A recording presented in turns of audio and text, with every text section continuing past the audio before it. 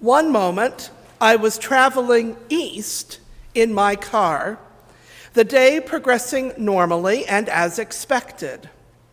The next moment of which I had any awareness, I was going west in an ambulance, trying to understand what had happened and why everything was upended.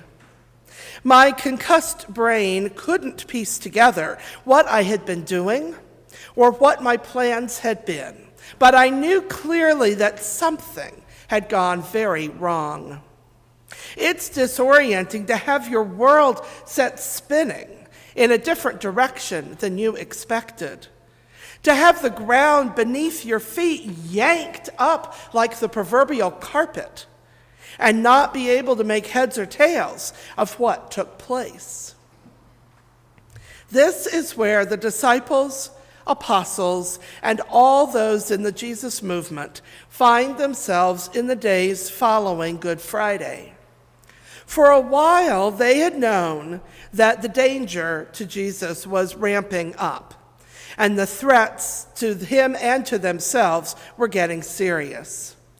They knew that all those in positions of established power were uneasy with the political overtones of Jesus' message. They knew the violence the Romans were capable of, and they knew how they used crucifixion to put down political insurrections. They had seen Pontius Pilate in action, an authoritarian ruler so ruthless that in the year 36, the Emperor Tiberius ordered Pilate to return to Rome and stand trial on charges of excessive cruelty to the people of Judea. All of the people around Jesus had experienced horrific sorrow. Those who had stayed by the cross had undergone trauma, and grief was rippling through the community. Death itself disorients us from our perspectives when we are living, and especially when death is traumatic. It can be very hard to make sense of things. Certainly, it was hard for the disciples to figure out what Jesus' death means for them and for their people. And yet, death is a known quantity, and these questions come to all of us. We know that we will all face death, and every culture has its protocols and traditions around preparing and honoring the dead. Those who loved Jesus have had their plans upended and their expectations knocked sideways, but they still know what they will do for his body when the Sabbath has ended. And so early on Sunday morning, Mary goes to the tomb. What she finds deepens her disorientation and causes a panic within her. They have taken away the Lord, and we do not know where they have laid him. Peter and John, known in the text as the other disciple, run to the tomb and find it as Mary had said.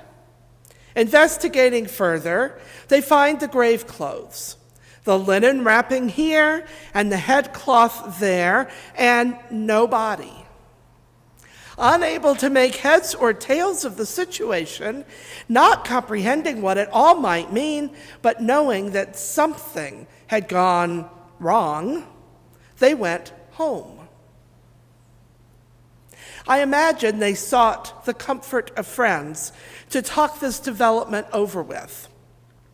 I imagine they sought the familiarity of home surroundings in a time when nothing seemed normal.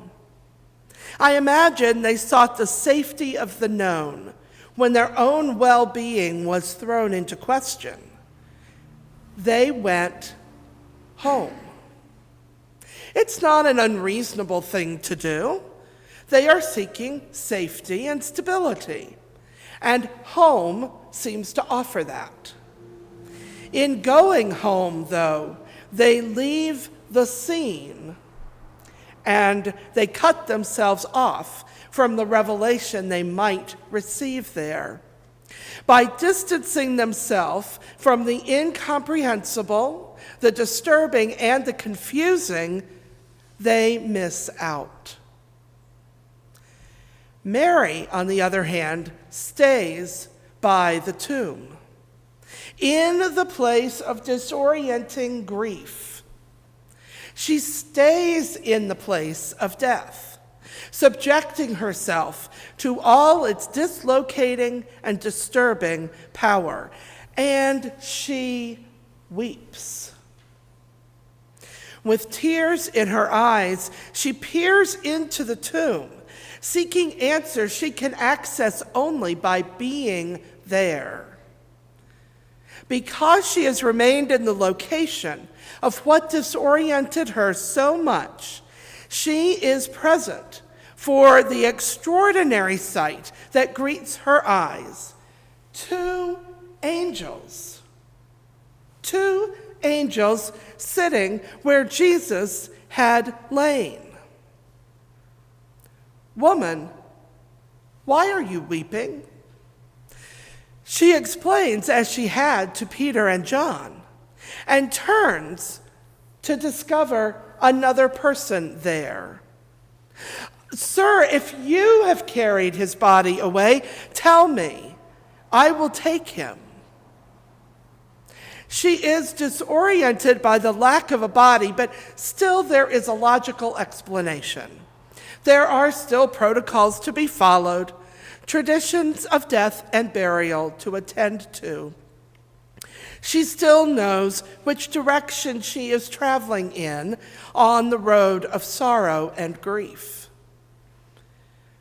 Then the stranger calls her by name, and she recognizes him as Jesus, her teacher and Lord, risen from the dead. He is not in the tomb because he is alive. Suddenly, she is not traveling east, she is traveling west. Suddenly, her expectations about protocols and traditions are upended. She cannot begin to comprehend what is going on, let alone what it will mean. It is impossible for her to wrap her head around such a sudden change of course. Yes, death disorients, but the dead raised and alive on earth to be seen and heard and touched, that sets her mind spinning out of control. Yet, this is the view from the grave.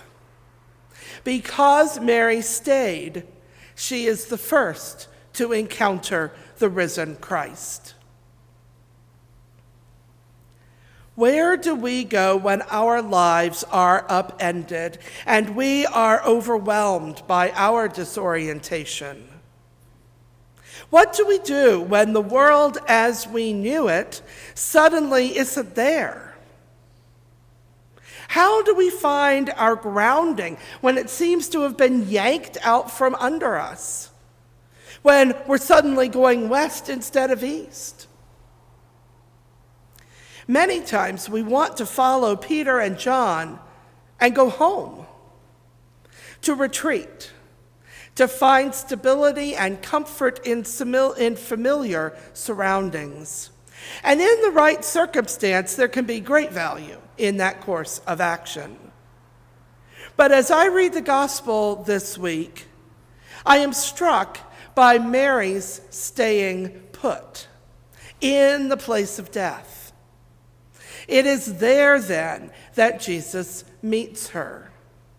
And the more I thought about it, the clearer it seemed. God meets us where we are disoriented, in the place of our dislocation, in that spot where our world was set spinning. If we go home, spiritually, mentally, emotionally, if we retreat in those ways, we will miss an extraordinary revelation. Shane Claiborne tells of a powerful Good Friday service that he experienced with The Simple Way. It's a faith community that lives among and serves the homeless in the Kensington neighborhood of Philadelphia. He says, "We carried the cross into the streets and planted it outside the gun shop in our neighborhood. We had our services there. We read the story of Jesus' death and heard about the women weeping. And then we listened to the women in our neighborhood weep as they shared about losing their kids to gun violence. Calvary met Kensington. Afterward, one woman said to me, 'I get it.' And I asked her what she meant. And then she said something profound. 'God understands my pain. God knows how I feel. God watched his son die too.' Then I realized that she was the mother of a 19-year-old who had just been murdered on our block. That kind of theology, Shane reflects, only happens when we connect the Bible to the world we live in. Shane's community opted to go to the site of pain, to stay with Mary by the grave, weeping as they tried to understand what the change of course in their lives meant, both personally and theologically. God in the crucified Jesus met them there on the street in Kensington, just as God in the risen Jesus met Mary wrapped in sorrow by the tomb. When God meets us where our lives suddenly changed course, God offers a revelation, an epiphany, a seed of hope, a vision of resurrection. These meeting places may be physical or they may be emotional, but either way, being present to what has disoriented and dislocated our lives calls forth some degree of courage. The good news of the gospel is that God will meet us there in our despair, confusion, and alienation. Over the last year, the national and international news has been troubling and disturbing to so many people of various political leanings. We've been bombarded with gender insults, racial epithets. Hate crimes are up. Fear is rampant. Care for the earth as an institutional goal is fast becoming an endangered species. And corruption is again commonplace. We are as divided as a country as we've ever been. And the U.S. is no exception on the world stage right now. It's everywhere. To a great many people, it feels as though we were traveling east only to find ourselves suddenly going west. It's very overwhelming, and many of us, myself included, have responded by limiting the amount of news we engage. On the one hand, this seems wise. It's a way to remain buoyant, helps us focus on the areas that we are especially involved in. On the other hand, I wonder if a gospel message this morning isn't a challenging one.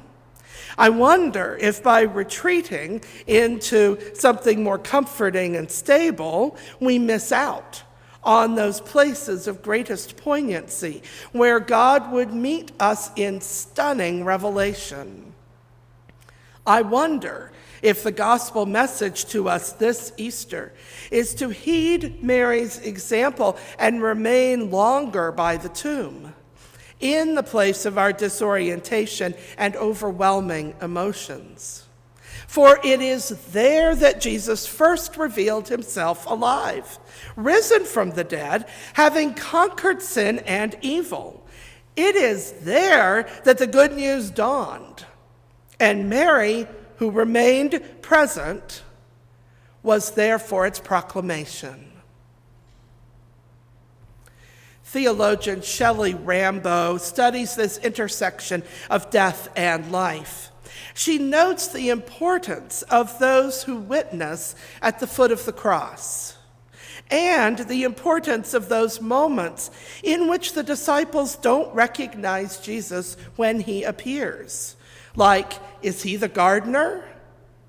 We don't always know. Those moments of not being able to discern what's going on are important witnessing times. She says, the work of these witnesses is part of the redemption story. How confusing it is to be able to stare death in the face and live beyond that. To sit with the grief and sorrow of not being able to understand what's going on. The proclamation of the good news of the resurrection has to do with participating in this process of witnessing the new creation coming into being. We don't have to have it all figured out. We have to be present where we live. Mary is remembered for all history because she remained in the place of her grief and sorrow, not being able to comprehend what had happened. And God met her there and revealed to her the most mind-blowing, incomprehensible good news that there ever was. Death is vanquished. All the violence that Pilate or any empire or any terrorist can mete out cannot ever hold us in its grip.